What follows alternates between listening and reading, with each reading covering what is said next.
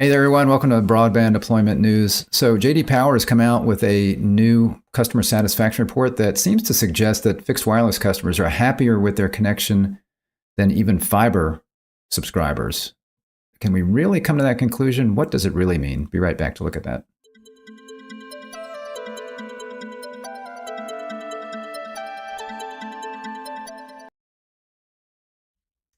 Thanks for joining me, Rick Uzzi, here with Broadband Deployment News. So I want to take a look at this article that I saw on Telecompetitor and see if we can really make this conclusion that you see here in the headline. JD Power: lower prices drive wireless internet satisfaction higher.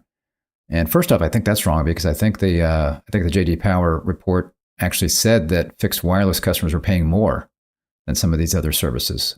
So we need to take a look at that. But then also, does this really provide any kind of a comparison between fixed wireless and other kinds of technologies for a specific subscriber? And I don't think it does as I look at whatever we have available here. So let's take a quick look at this. So you see here, and this is in Telecompetitor, the comparative cost of service is enabling satisfaction with wireless internet based on 5G and 4G LTE to gain in popularity compared to fiber, cable, and satellite services, according to JD Power.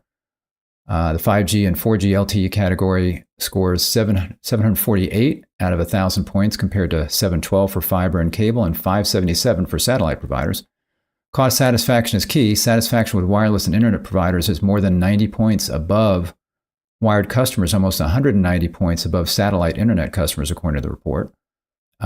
Wireless internet has a higher customer satisfaction in each factor of the study. Carl Lepper, the Senior Director of Technology, Media, and Telecom at JD Power, said in a press release. Wireless companies have done an admirable job of conveying the value of their wireless internet service, which may explain higher satisfaction among wireless customers, even though they report higher monthly rates. And we'll see that when we look at the JD Power summary, that actually they're saying fixed wireless are saying they're more satisfied even though their prices are higher. So again, I think the headline here in Telecompetitor has it backwards. They're wrong there on that. These companies have advertised the benefits of their services, such as greater convenience, speed, and bandwidth, and have backed up these claims as seen in their customers' actual experiences. So certainly, they can't claim speed and bandwidth compared to fiber. So that's wrong right there. They certainly can advertise more convenience and speed if they are in an area where there's not a fiber operator, and I think that's what we're seeing here. And I'll explain a little bit more on that as we go through this. So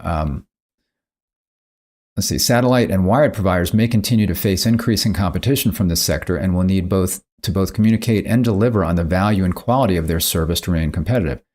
Satellite, Starlink has some of the highest net promoter scores in the industry. People love Starlink, and the reason they do is because generally when they have it, they don't have any other option. So it's like suddenly they go from having no internet to maybe slow DSL internet, and then suddenly they're getting, maybe over 100 megabits per second with Starlink, and they're thrilled. And I think that's what we're seeing here with fixed wireless, is these are people, where people tend to have fixed wireless, not always the case, certainly. When you've got a competitive 5G product in an area, people will switch over there because of the price sometimes, or because of the fact that there's not a monthly, there's not an annual commitment. There's no kind of contract. You can go month to month.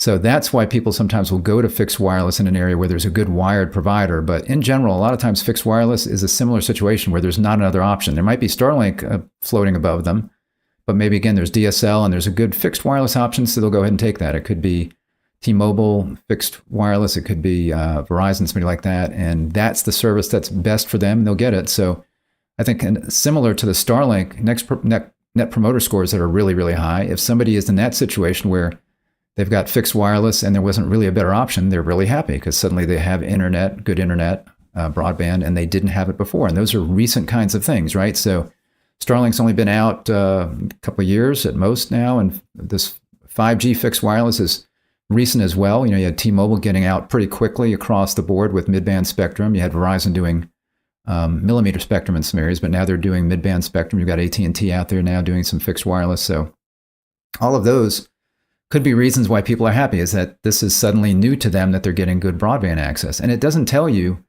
that these customers that have fixed wireless are in an area with fiber. It's just saying that they happen to be happier in total compared to, let's say, fiber, where maybe people have had the fiber for a long time and they're happy, but they're not, to the moon happy because they've had good broadband for many years and they're happy with it. They're just not, they're not evangelists anymore, let's say, whereas maybe you get your fixed wireless guys and your Starlink guys that are evangelists. So why is satellite so much lower? That could be, I think, because they're mixing in low Earth orbit satellites with geosynchronous satellites, people like Hughes or Viasat compared to Starlink.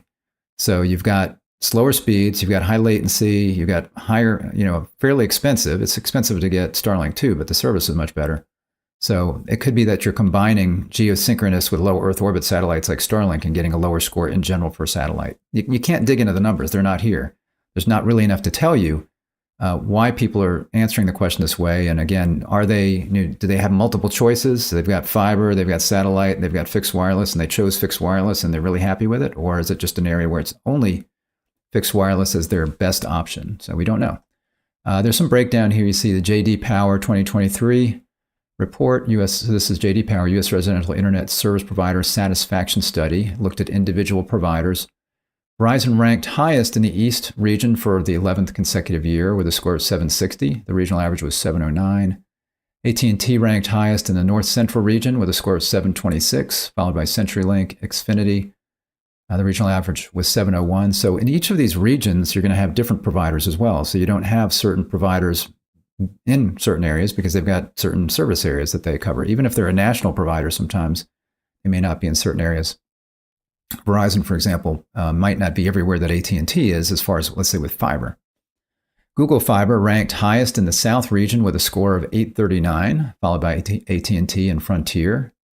And again, that's the only place that Google, when we look at this, that's the only place that Google actually was on this list because they happen to have, I guess, more territories in the South where when they asked people, there was a statistically high enough number of people that it made sense to put them in the survey, or in the report, I should say. The regional average was 729 there, and then AT&T ranked highest in the West with a score of 732, followed by Frontier and Xfinity. Regional average was 710. So that's the story in Telecompetitor, and there's a link to the summary from J.D. Power, and it basically says the same thing. Again, you have the same quote in there, but it talks about the scores. It's got the quote from Carl Lepper here. Wireless companies have done an admirable job, et cetera. Satellite wired providers may continue to face increasing competition. Well, not necessarily. Again, if this is based on people who suddenly they have good internet because they suddenly have fixed wireless where before they had DSL, and the local telephone company, whoever it might be, AT&T, Frontier, Verizon, or whoever hasn't yet upgraded to fiber, these people are thrilled with fixed wireless. When fiber comes in, we'll see how thrilled they are. They may still be happy, and it may not be that easy to switch them over to fiber, but certainly that would make a difference. And again, it's got the rankings here.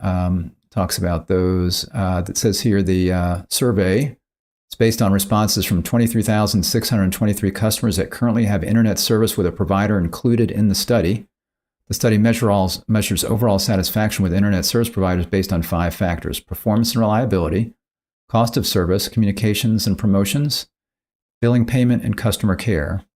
And it mentions here in this about the pricing. It talks about the pricing. So with an average monthly cost at $79, satisfaction with cost of service is significantly higher among wireless customers than wired customers who have an average cost of $72, suggesting that cost alone is not the only determinant of satisfaction. So again, it's saying that the fixed wireless customers, actually their cost is higher, but they're happier. Well, why would that be? I think it's because that's the only thing they have. Just like satellite internet, if you go get satellite internet from Starlink, I think it's about $100 a month. People will way prefer that. They'll say, yeah, I'm happy, I'm good with the cost, because suddenly that's all I have. They don't have a fiber competitor in there at $60 or $80 a month. Whereas if you're trying to say, fiber competitors in the area, maybe not in that area where the person has Starlink, but in that general vicinity, the cost is $80 and it's $100 for satellite, but satellite people are happier. Well, that's because that's the only thing they have. That's what I think is going on here. So you really can't tell anything from this study other than who the providers are in each area that have the highest rankings. So we can look at that. And it mentioned that in that article. And we can see some charts here.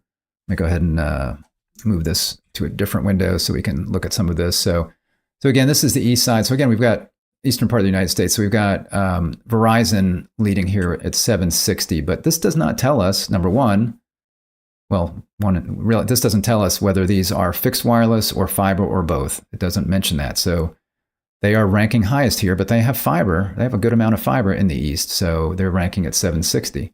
They also provide fixed wireless through mid-band spectrum as well as through millimeter wave in various smaller areas with the millimeter wave, but they've got both of those services.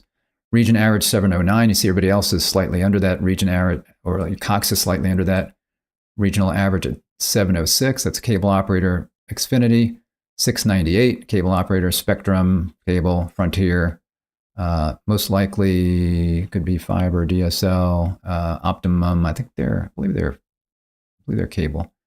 Then you've got here in the north central, you got AT&T. So this may be an area where AT&T has more plant than Verizon does. They're covering more service here. Then you got CenturyLink, not mentioned here because they don't have enough of a presence, I guess, to have been included. Then you got Xfinity, regional average here. So these guys are above that at 701. Then you got WOW. Again, they're going to be, this is kind of their territory, WOW. Spectrum, Cox, Frontier, and Extreme, powered by Mediacom. So you got Mediacom there. Then you've got the South. You got Google Fiber. Again, they don't come up in any of these other surveys. So it's most likely because there just were not enough subscribers of Google Fiber to have a meaningful number in the survey.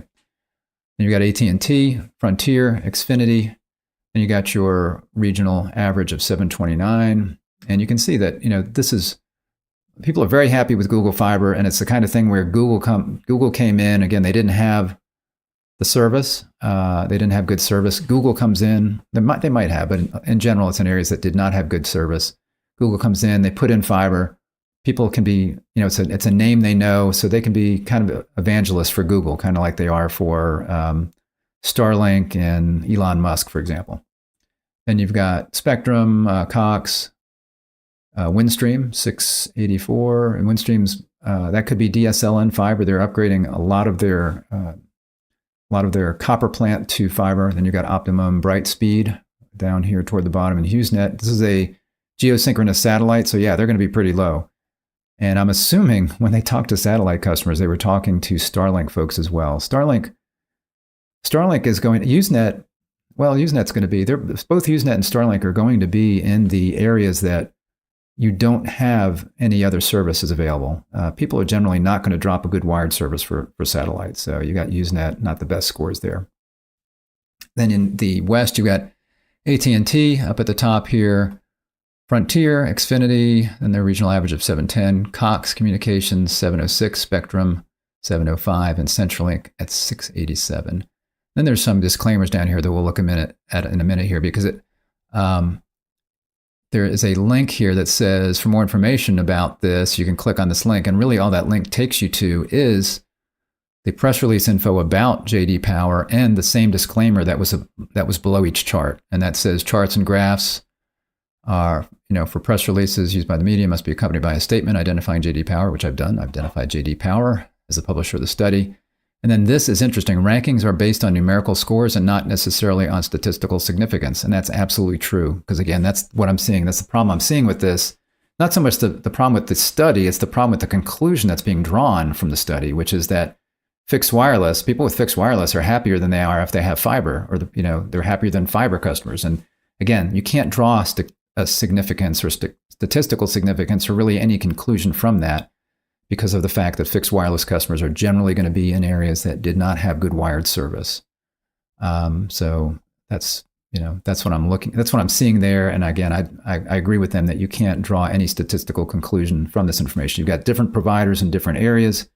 You've got customers that, in some areas they have access to multiple internet service providers. In other areas, they've just got access to one. It might be HughesNet, and they're still not happy because it's not that fast, and there's high latency with geosynchronous satellite. But again, we didn't see Starlink at all in any of these. So I wonder if they probably didn't have enough Starlink customers to again, be statistically important in their survey.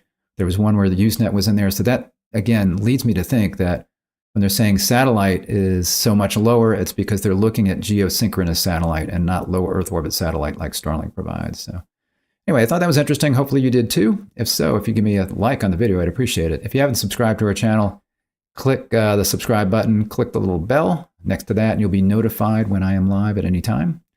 Appreciate you joining me today. See you next time. Bye-bye.